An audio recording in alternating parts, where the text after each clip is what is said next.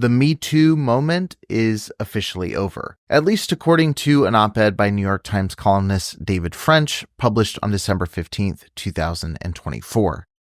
Now, the reason this article came across my desk was I was doing an interview with Rhea Bravo, who was one of the women who exposed Charlie Rose for sexual harassment right around the height of the Me Too movement. There was a really good, too, I don't know if you saw it, in the New York Times today, there's an opinion piece by David French, the conservative columnist.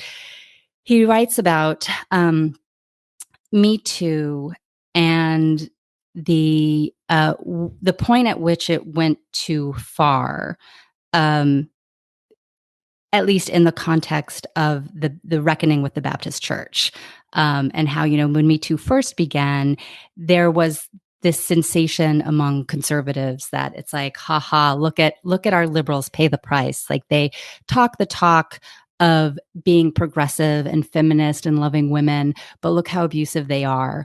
And that was all fine until, things really hit the fan for the Baptist Church and for other religious fundamentalists who suddenly something was exposed. I don't need to tell you this. That was just so systemic and so heinous and so bizarre.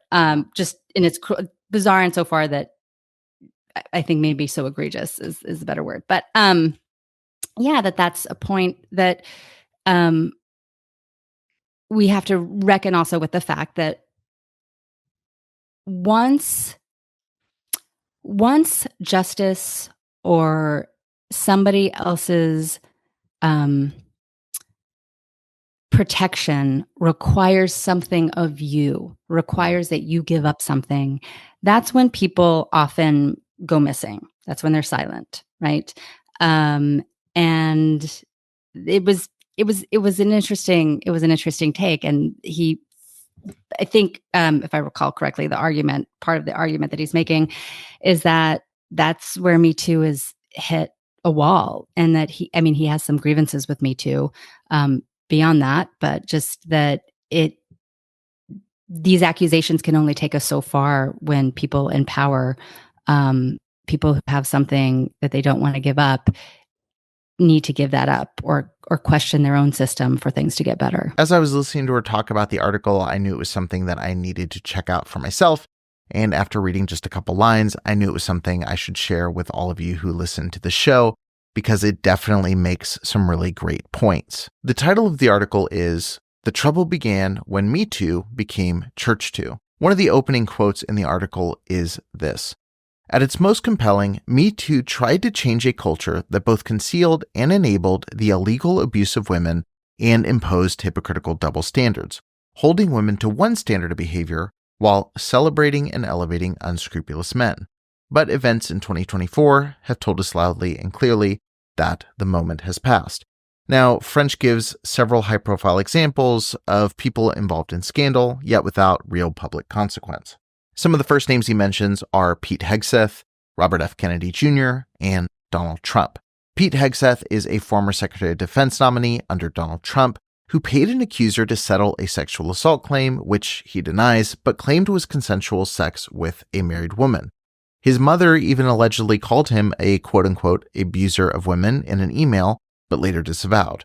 Robert F. Kennedy Jr. allegedly had an improper personal relationship with a younger political reporter who reportedly lost her job while Kennedy was picked to run the Department of Health and Human Services.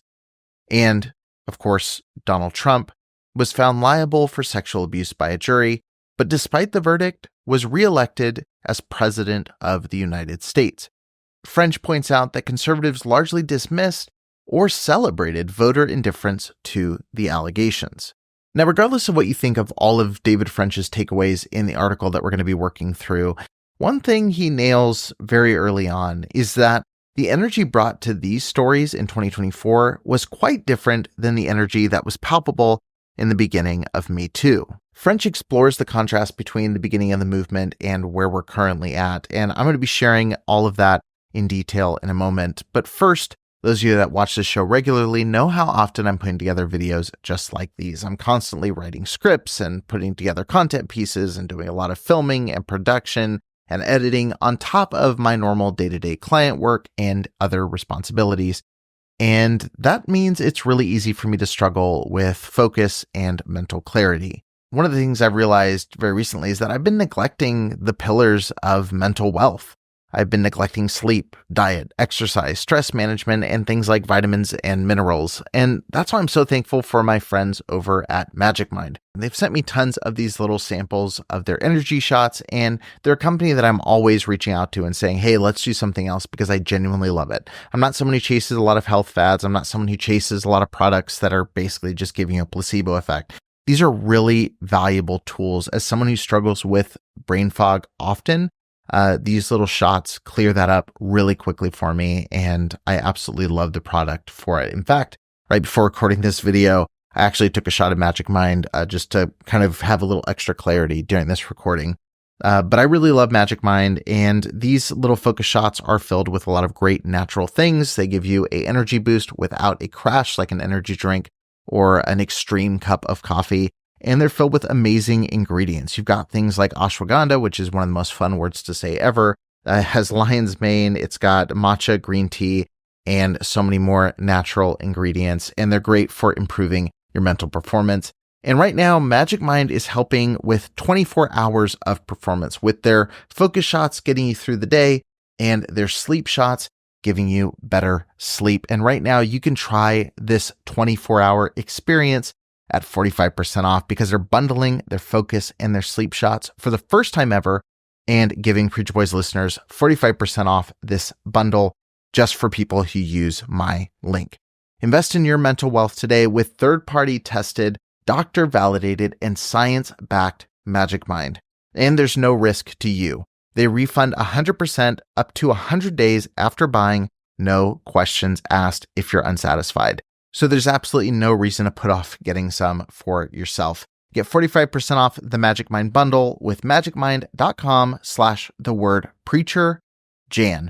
That's magicmind.com/preacherjan. Preacherjan. Go try that right now and get 45% off the Magic Mind bundle and see the difference for yourself. This is a product that I use very regularly, and I am a huge fan of Magic Mind. So go check it out. And you can thank me later. But for now, let's get back to the article. David French was contrasting the difference between the origins of the MeToo movement and the current state of things. And he gives a really strong, I think, example here of what that looks like. French writes, I distinctly remember the mood on the right when the MeToo movement got going. The morally bankrupt, sexualized culture of Hollywood and the liberal media had finally been exposed. For all their talk about feminism and respecting women, many famous liberals proved to be dangerous hypocrites, or much, much worse. I do think this is an important part that French is hitting on here, which is that the MeToo movement, as much as it was important to people in the entertainment industry specifically for much of the early days of it, it was also extremely validating to evangelical leaders who had been projecting a specific narrative over the last several decades. As someone who grew up in fundamentalist Christian churches, it wasn't rare to hear people talking about the dangers of quote unquote Hollywood and, speaking about the entertainment industry as a world of just vice and debauchery and hedonism. And so when you saw people like Harvey Weinstein fall, I think while it was an important moment and a necessary moment for people who were in kind of those quote unquote liberal spaces, I think it also put a lot of fire behind people who had been preaching about how morally bankrupt those institutions are. And yes, those environments led by people like a Weinstein were. These were very toxic environments. I talked about Rhea Bravo earlier. The environment at the Charlie Rose show was extremely toxic and horrible. But I think there was also an opportunity for people on the right to broad brush everybody who was outside of conservative echo chambers.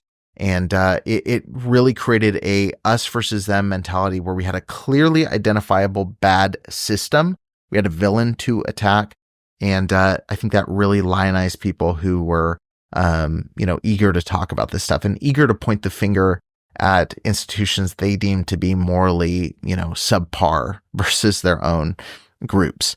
But French notices here that that's one of the key reasons the Me Too movement has really fallen away recently. He says, when Me Too became ChurchToo, That was the beginning of the end. In a remarkably short period, the narrative changed. No longer was sexual abuse and exploitation a Hollywood problem or a secular problem. It was also an evangelical problem, and it was a problem in many of the most important institutions of the church.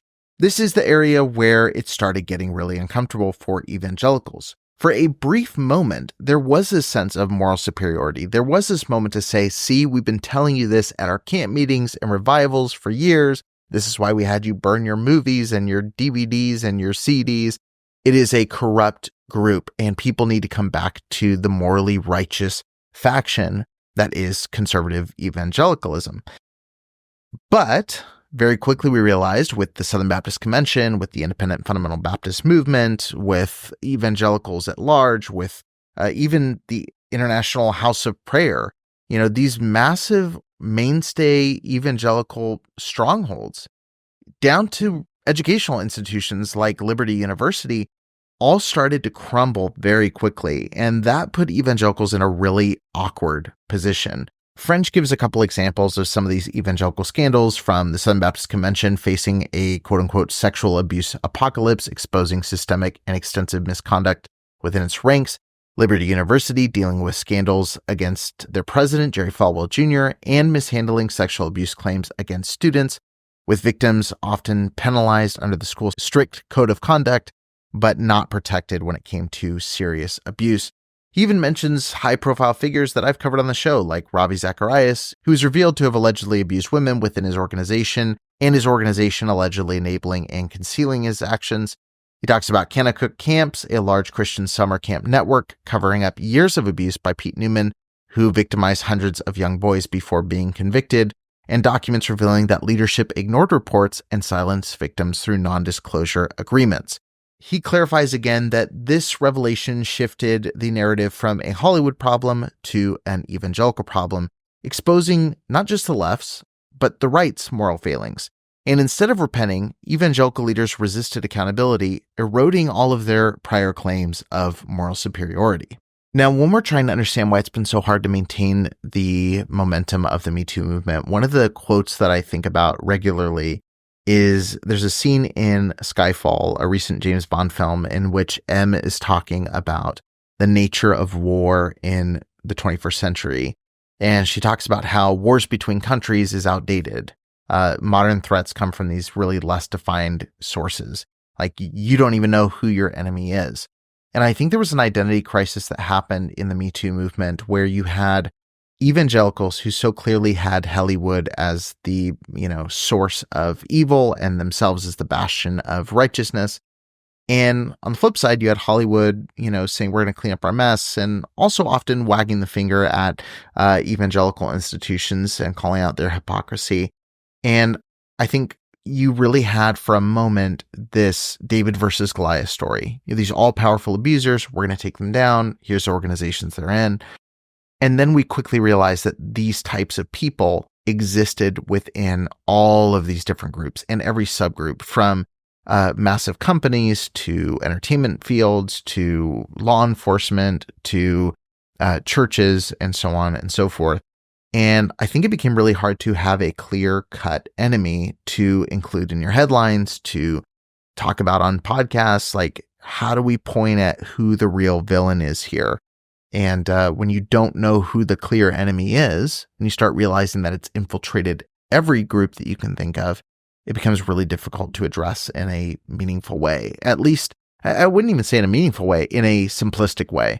And I think we are a culture, just like humans in general, love simplicity. They want to know who the villain is, who the protagonist is, and what institution is good, which is bad. And it fails to recognize that, there's a lot of all of that in all of these different groups.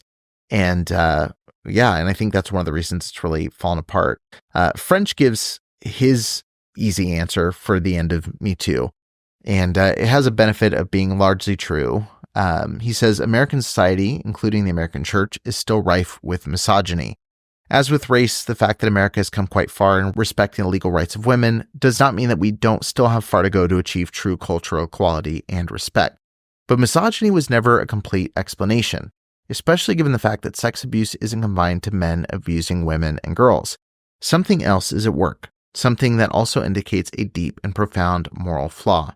A person might value vulnerable people in the abstract, or might even declare a strong commitment to justice, but very few people will sacrifice anything they truly value to correct an injustice that doesn't involve them immediately and directly. So you've got two factors there. You've got one, the villain, becomes a lot harder to identify, but also when it starts happening within your particular space, and it's hard to point out, that's another issue. But also, a lot of these cases, I think people quickly realize that like the victimhood of some of these women, largely women in the MeToo movement, that didn't directly impact them. And I think once they realized it didn't impact them, it was out of sight, out of mind. And French kind of echoes this in the article. He says, yes, people want justice. They want abuse to stop, but they also don't want to poison their relationships with friends and colleagues or undermine their social status. They don't want to say no to kids who ask to go back to their favorite summer camp. They don't want to lose an election. Any sacrifice, no matter how attenuated, is too much. That's a bleak truth and one that is very hard to face. And so there's a temptation to rationalize, just that Me Too was a valuable movement until it went too far. Rationalizations are often rooted in a measure of truth. At its height, Me Too was too quick to rush to judgment, too reliant on rumors, and too dismissive of due process, especially due process on campus.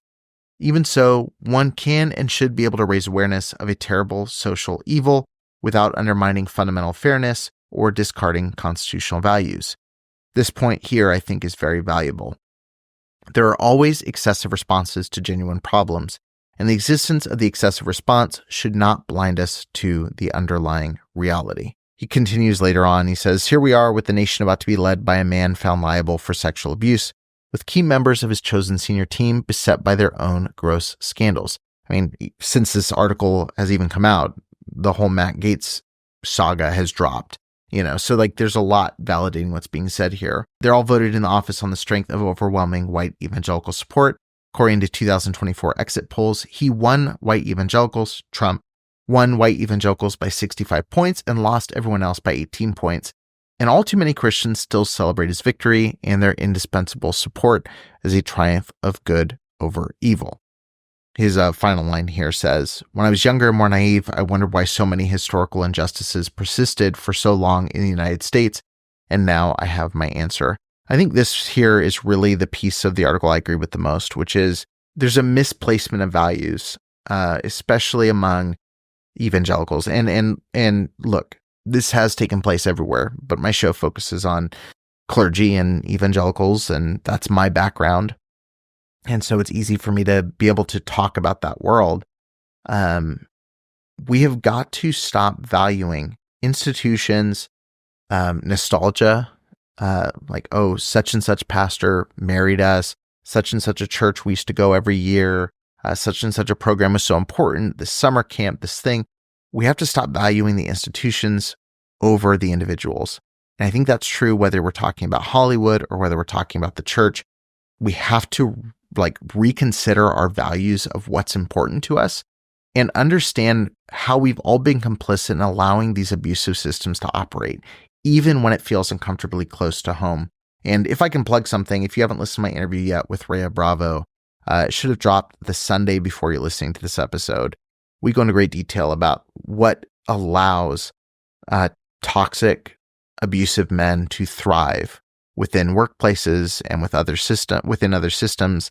I think it'd be really valuable. And I think her book is really a beautiful companion piece to this article as someone who was a voice within the Me Too movement who, blew the whistle on a really horrific situation of abuse involving many different people, to now being someone who's taking a step back and looking at where the coverage from the media on the Me Too movement fell short, where it got things right, and where things can go in the future. So I thought this article was really fascinating. I don't agree with all the, some of the minutia of the article itself, but I think overall the thesis is really correct. I think the Me Too movement was going to, be successful as long as there was a clear-cut villain that didn't incorporate, the people going after them. It now that it's become far more widespread and we're understanding for the first time the gravity and weight of how widespread abuses are, I think it becomes a lot harder to rally people against a not so clear enemy. But I hope we can take some time to do the boring work, the important work of actually digging down and understanding why these abuses happen, regardless of context, and create a better, safer world, moving forward, and not create a world where toxic, abusive men end up in some of the highest positions of power in our institutions, our government, and our country. So anyway, go check out the full article. I linked to it in the show notes of this episode. It's on the New York Times. They have a really cheap subscription offer right now I used to check out the article, and it was well worth it. Just having access to some of these recent articles has proven that subscription worthy. They're not a sponsor. I'm just saying the New York Times is great. So anyway, thanks so much for listening to this episode of the Preacher Boys podcast. I really genuinely appreciate it, and look forward to talking more with you throughout this new year.